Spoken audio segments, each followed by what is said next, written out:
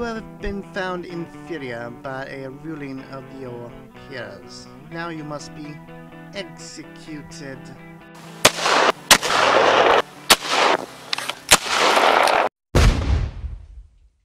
Hey everyone, Monk Fu Ying here for another review on the Sega Dreamcast and NullDC emulator. This is one of my favorite racing games of all time, Sega GT.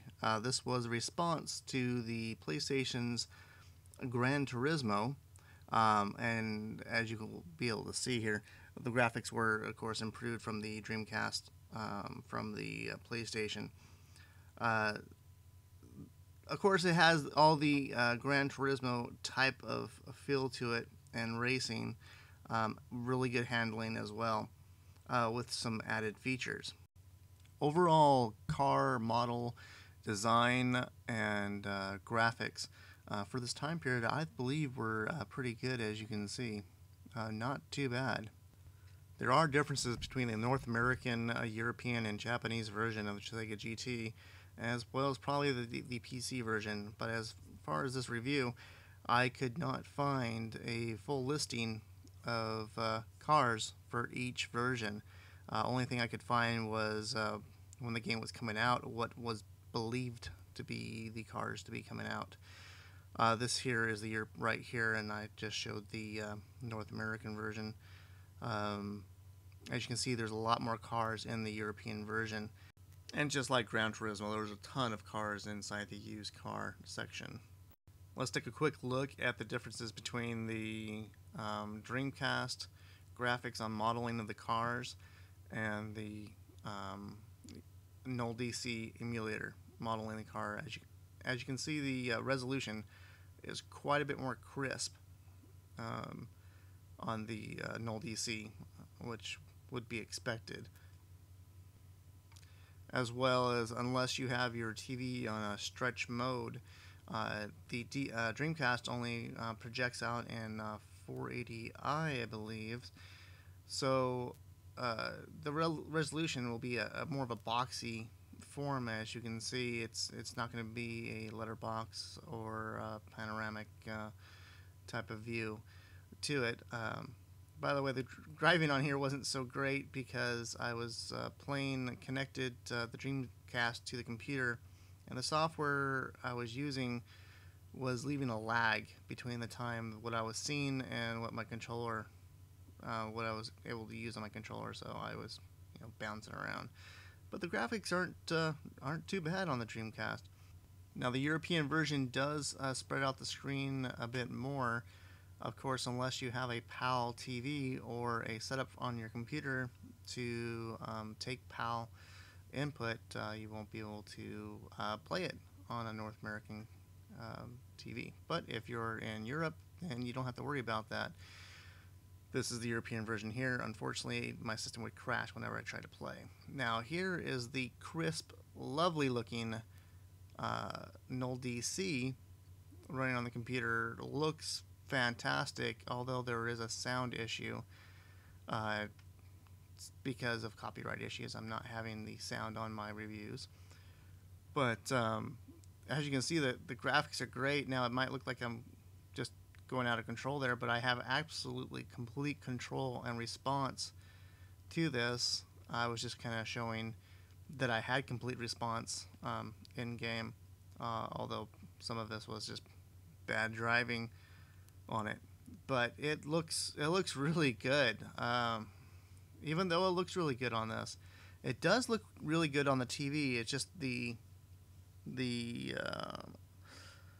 converter I was using, the capture device I was using for the Dreamcast, it wasn't the greatest, and the really good one I have does not record 480i. It only records HD quality. So that's why I had to deal with what I had. All in all, I still would play on the regular Dreamcast with a real game instead of a downloaded emulator version. But this is the real point of the game. Sure, on Gran Turismo you can modify your cars, and that's what was so great about Gran Turismo, was just modifying them. But on this one, you can actually build your car from the ground up. That's right. I mean, from the engine and frame up. So let's go ahead and take a look at that. So we go, and of course you have to get your licenses. You can go in many different types of engines, inline, straight, boxer,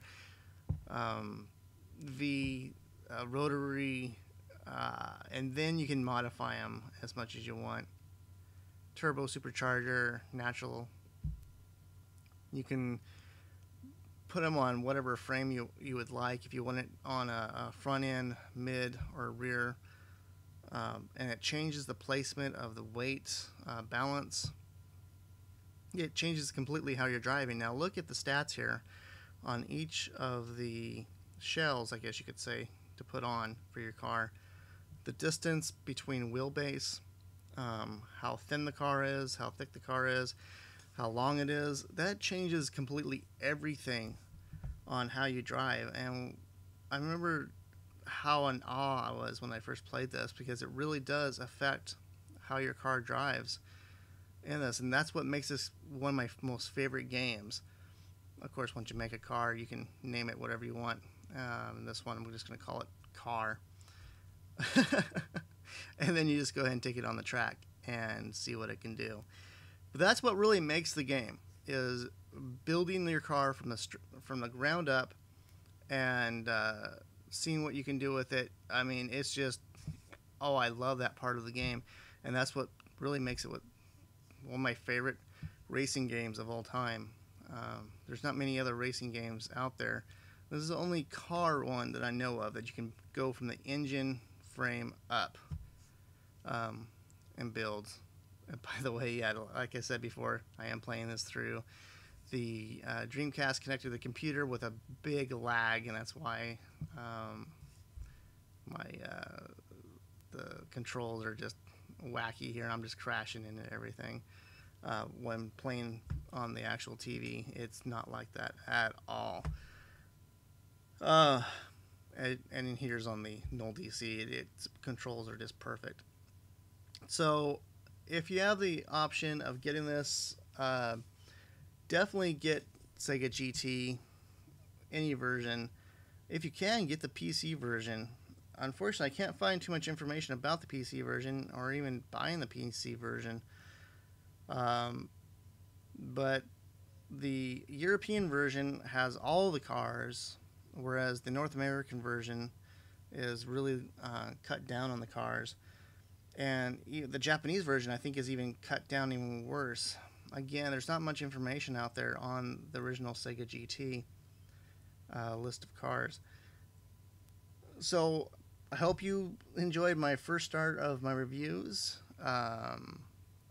This will be my last one of these redo reviews, just to show, because of the quality.